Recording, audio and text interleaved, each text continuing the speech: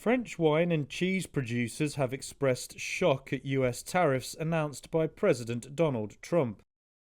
He unveiled a 10% minimum tariff this week on most goods imported to the US, with a higher 20% rate for the European Union. It's intensified a global trade war that threatens to drive up inflation and stall US and worldwide economic growth. Sales of French wine and spirits are expected to slide at least 20% in the US, according to French groups and officials. They also warned of mass layoffs in regions like Cognac, where French brandy is produced for export. CEO of Champagne Leclerc Briant, Frederic Zeimett, said the Champagne region could also have a real problem if tariffs continue.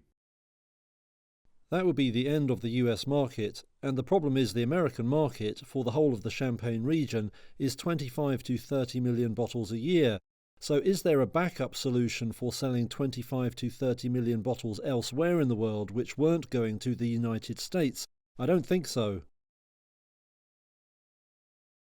As well as buying millions of bottles of champagne, the US is the biggest export market for France's Bordeaux wine region. And while a threatened 200% tariff has remained outstanding for now, industry bodies say levies are high enough to hurt the sector.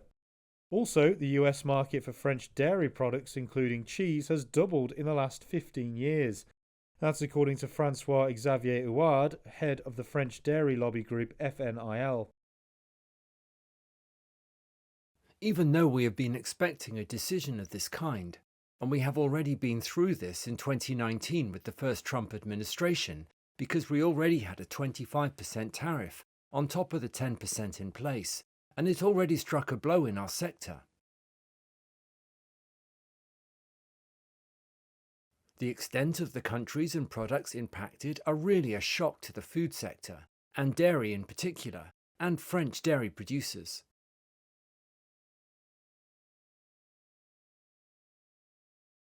He added the US market for his sector was worth $388 million last year. France said its President Emmanuel Macron would convene all representatives of business sectors hit by the US import tariffs.